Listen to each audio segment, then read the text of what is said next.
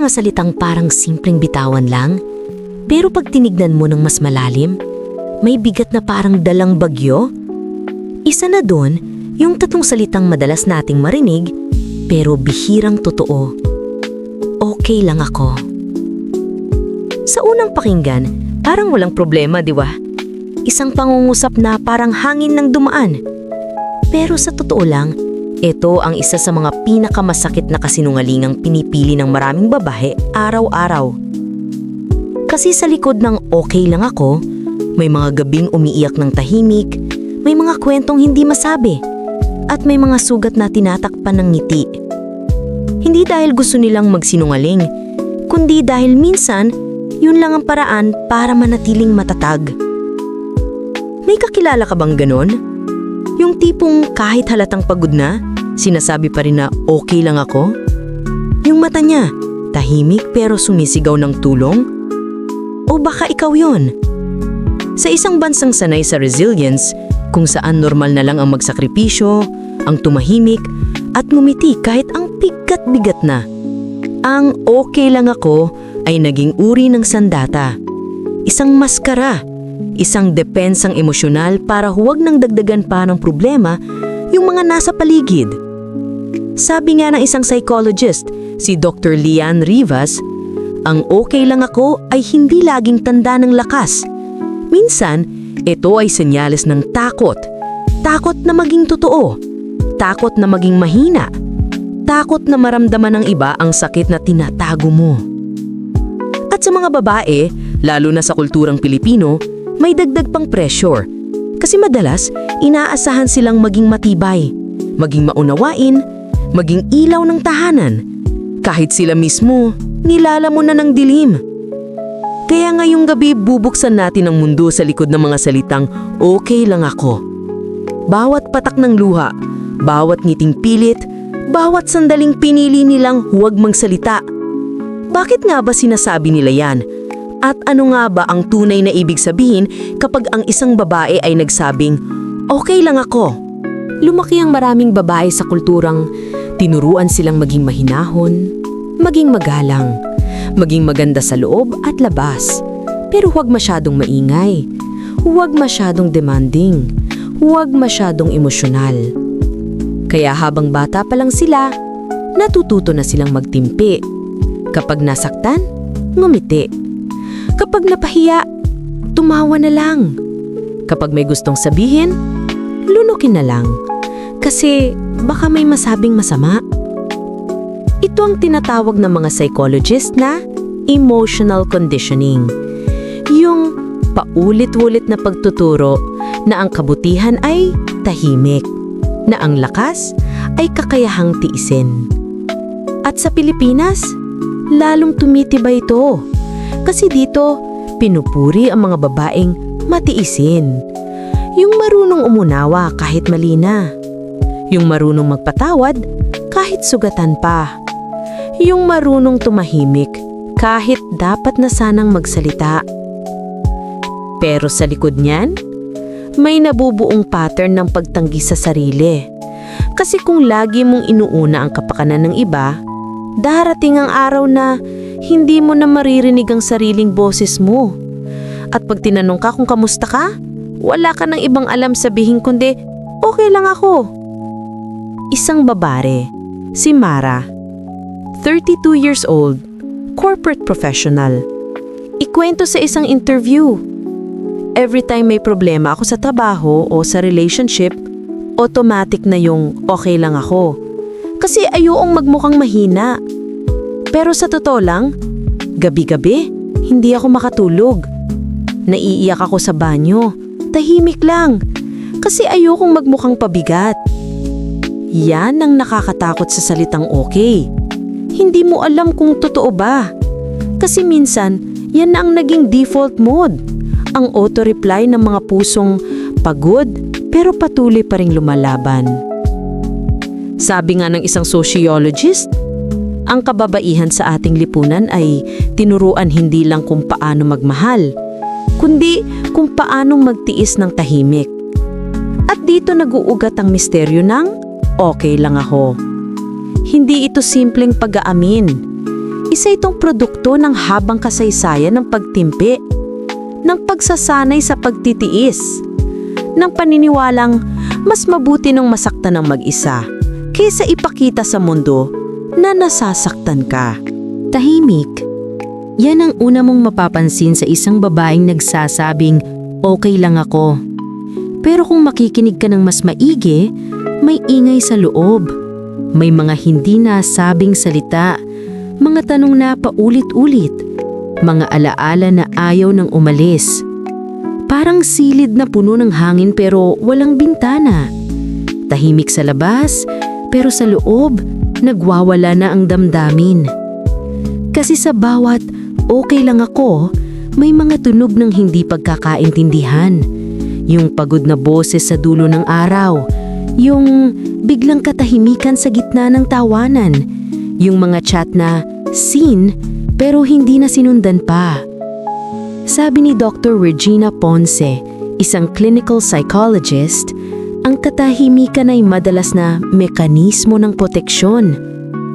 Kapag sobrang sakit, minsan hindi na kayang ilarawan ng salita. Kaya okay lang ako ang nagiging pinakasimpleng paraan para sabihing wala akong lakas para ipaliwanag. At minsan, hindi naman talaga kawalan ng tapang, kundi kawalan ng espasyo. Walang ligtas na lugar para magsalita. Kasi kapag naging totoo ka, baka sabihing drama lang yan, OA, o ang hina mo naman. Kaya ang babae, natutong manahimik. Natuto siyang gawing musika ang mga pag-iyak sa gabi, gawing ritual ang pagngiti sa umaga. Kasi sa mundong mabilis manghusga, ang katahimikan na lang ang taning kalasag. Pero sa loob, patuloy siyang bumubulong. Mapapansin pa kaya ako kung umamin akong hindi na ako okay? May makikinig pa kaya kung magsabi ako ng totoo? At dito nagiging delikado ang okay lang ako. Kasi habang tumatagal, nasasanay ka. Nawawala ang distinction sa pagitan ng acting okay at being okay. Hanggang sa dumating yung araw na kahit sa sarili mo, hindi mo na alam kung alin ang totoo. Sa bawat tawa na pilit, sa bawat ayos lang talaga, unti-unting nabubura ang boses ng sarili mong kalungkutan. At yun ang pinakamasakit, kasi pag sanay ka na sa katahimikan, hindi mo na alam kung paano humingi ng tulong. Pero darating talaga yung punto, yung sandaling hindi na kaya ng dibdib ang lahat ng okay lang ako. Yung gabi na kahit anong pilit mong itulog, hindi mo na kayang i-deny. Hindi ka na okay. At doon nagsisimula ang tahimik na revolusyon sa loob ng isang babae. Hindi yung revolusyong may sigawan o away, kundi yung dahan-dahang pagkilala ulit sa sarili. Isang laban na walang armas, walang tunog, pero malalim, mabigat, totoo. Kasi ang pag-amin na hindi ako okay ay hindi kahinaan. Isa yung katapangan na matagal mo nang hindi binibigay sa sarili mo. Sabi ni Dr. Celine Abela, trauma therapist, ang unang hakbang sa paggaling ay hindi paglimot. Ito yung pagtanggap na may sugat ka. At doon mo marirealize ang dami mo palang tinago. Hindi lang luha, kundi mga pangarap, mga galit, mga tanong na matagal mo nang kinulong.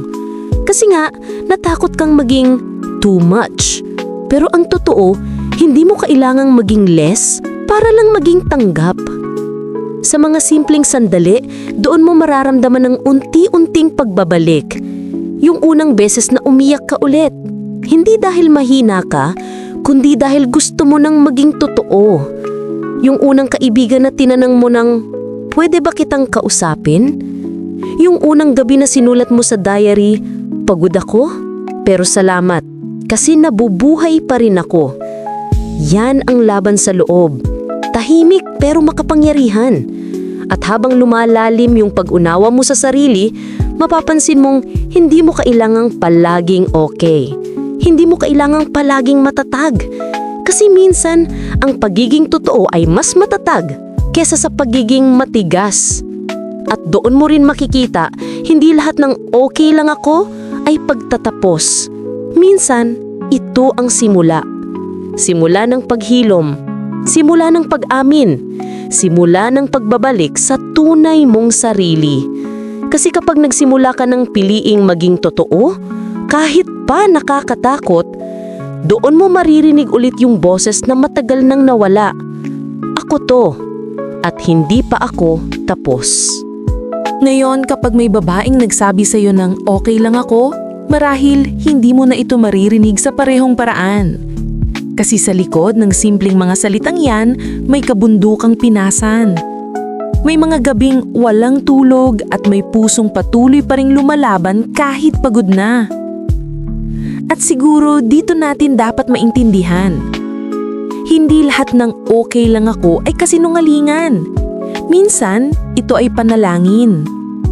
Isang dasal ng taong umaasang bukas, baka maging totoo na rin yung mga salitang yan. Kasi ang babae, kahit ilang beses masaktan, may kakaibang uri ng lakas na tahimik lang, pero matindi. Yung lakas na kayang mag-alaga kahit siya mismo ang nangangailangan. Yung lakas na kayang ngumiti sa gitna ng unos, hindi dahil gusto niyang magpanggap, kundi dahil gusto niyang maniwala na may liwanag pa ring darating. Pero sana dumating din yung panahon na hindi na niya kailangang magsabi ng okay lang ako para lang makaligtas. Sana dumating yung mundo na marunong nang makinig kahit walang salita. Yung marunong magtanong ng sigurado ka ba? At marunong maghintay ng totoo. Kasi minsan, ang pinakamalambing na tulong ay yung tahimik lang na pag-uupo sa tabi ng isang taong hindi okay. Walang sermon, walang pilit na payo, walang kaya mo yan. Minsan sapat na yung simpleng presensya, yung pag-aalangan na hindi niya kailangang maging matatag palagi. Sa dulo, ang okay lang ako ay hindi simpleng pahayag. Isa itong salamin. Isang paalala na lahat tayo minsan nagsusuot ng maskara. Pero kapag tinanggal mo na yung maskarang yon, doon mo makikita ang pinakatotoong anyo ng tapang. Ang kakayahang maging totoo kahit mahina. Kasi ang babae hindi lang ilaw ng tahanan. Siya rin ang apoy na hindi namamatay kahit paulit-ulit na pailawin ng iba. At kung sakaling marinig mong muli ang okay lang ako mula sa kanya, ngumiti ka man pero makinig din. Baka sa pagitan ng bawat salita, naroon ng katotohanan na matagal nang gustong marinig ng mundo. At kapag dumating ang araw na marunong na tayong makinig ng totoo, baka doon na rin tuluyang maging totoo ang okay lang ako.